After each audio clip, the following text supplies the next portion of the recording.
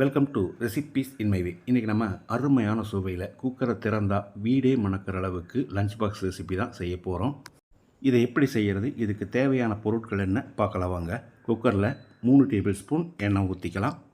2 துண்டு பட்டை, 2 நட்சத்திர சோம்பு, 4 கிராம்பு, 3 ஏலக்காய், கொஞ்சமாக கல்பாசி, சின்னதாக 2 பிரியாணி இலை, 1/2 டீஸ்பூன் சோம்பு, 200 கிராம் அளவுக்கு 3 பெரிய வெங்காயத்தை ஸ்லைஸாக நறுக்கி வச்சுருக்கேன். இதை போட்டு நல்லா செவந்து வர்ற அளவுக்கு வதக்கணும்.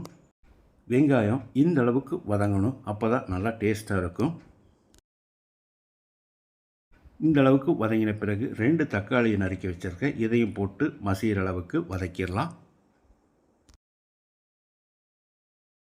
தக்காளி நல்லா மசிகிற அளவுக்கு வதங்கிடுச்சு. 1 டேபிள் ஸ்பூன் அளவுக்கு இஞ்சி பூண்டு விழுது சேர்த்து 1 நிமிஷம் நல்லா ஃப்ரை பண்ணி விட்டுடலாம்.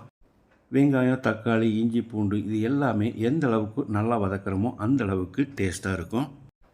3 வரமிளகாய், 6 பல் பூண்டு, 2 தக்காளியும் நறுக்கி போட்டு ஒரு 10 நிமிஷம் வேக வச்சு பேஸ்ட்டாக அரைச்சி எடுத்துருக்க. இதை ஊற்றிக்கலாம். தக்காளி விழுதை ஊற்றி 1 நிமிஷம் நல்லா கலந்து விடணும். இப்போ இதில் 1 டேபிள் ஸ்பூன் உப்பு, பத்தலைனா மறுபடி கூட போட்டுக்கலாம். கொஞ்சமாக கரம் மசாலா, 1 டேபிள் ஸ்பூன் காஷ்மீரி வரமிளகாய் தூளையும் சேர்த்து கலந்து விட்டுடலாம். காஷ்மீரி வரமிளகாய் தூள் ஆப்ஷனல் தான், இருந்தால் போடலாம், இல்லைனா விட்டுடலாம். இப்போ இதில் 1 கைப்பிடி அளவுக்கு நறுக்கின புதினா இலை, கொஞ்சமாக மல்லி இலையும் போட்டு கலந்து விட்டுடலாம். ஒரு 10-15 செகண்ட் கலந்து விட்டால் மட்டும் போதும். இதை பார்த்தீங்கன்னா ஒரு கிரேவி பதத்துக்கு வந்திருக்கு. இந்த அளவுக்கு இருக்கணும். இப்போ இதில் அரிசியை சேர்த்துடலாம். 300 கிராம் சாப்பாட்டு அரிசியை 1/2 மணி நேரம் ஊற வச்சுருக்கேன். இதை போட்டு ஒரு 10-20 செகண்ட் நல்லா பிரட்டி விட்டுடலாம். இதுவே சீரக சம்பா அரிசியில் செஞ்சால் நல்லாயிருக்கும். என்ன பண்ணுறது, 200 ரூபா 1 கிலோ, அதனால தான் சாப்பாட்டு அரிசியில் செய்கிறேன். இப்போ தேவையான அளவு தண்ணி ஊற்றிக்கலாம். இந்த கிளாஸில் தான் அரிசி எடுத்திருந்தேன். அதில் 3 கிளாஸ் சேர்க்குறேன். வழக்கமாக ஊற்றுற 2 கிளாஸை விட 1 கிளாஸ் அதிகமாக ஊற்றிருக்கேன். ஏன்னா இது குழஞ்ச மாதிரி இருந்தால் தான் நல்லாயிருக்கும்.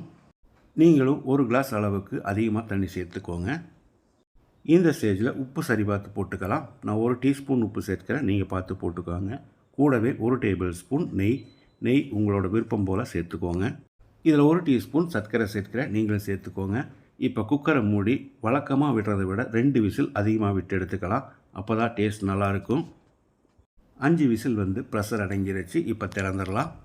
வீடே மணக்கிற அளவுக்கு அருமையான சுவையில் நம்மளோட தக்காளி கில்லி பிரியாணி ரெடி ஆயிடுச்சு. பக்குவமான முறையில் நான் செஞ்சுருக்கிற இந்த கில்லி பிரியாணி வேறு லெவல் டேஸ்ட்டு. இதுக்கு சைடிஷ்ஷாக தயிர் சட்னி, அவிச்ச முட்டை, ஆம்லெட்டு எது வச்சு சாப்பிட்டாலும் ரொம்பவே பிரமாதமாக இருக்கும். ரொம்ப சுலபமாகவும் சுவையாகவும் எல்லாருமே விரும்பி சாப்பிட்ற அளவுக்கு நான் செஞ்சுருக்கிற இந்த தக்காளி கில்லி பிரியாணியை இதே அளவுகளோடு நீங்கள் செய்து பாருங்கள். இந்த வீடியோ பிடிச்சிருந்தால் லைக் பண்ணுங்கள், கமெண்ட் பண்ணுங்கள், ஷேர் பண்ணுங்கள். சப்ஸ்கிரைப் பண்ணாதவங்க சப்ஸ்கிரைப் பண்ணுங்கள். மறக்காமல் பெல் பட்டனை கிளிக் பண்ணுங்கள்.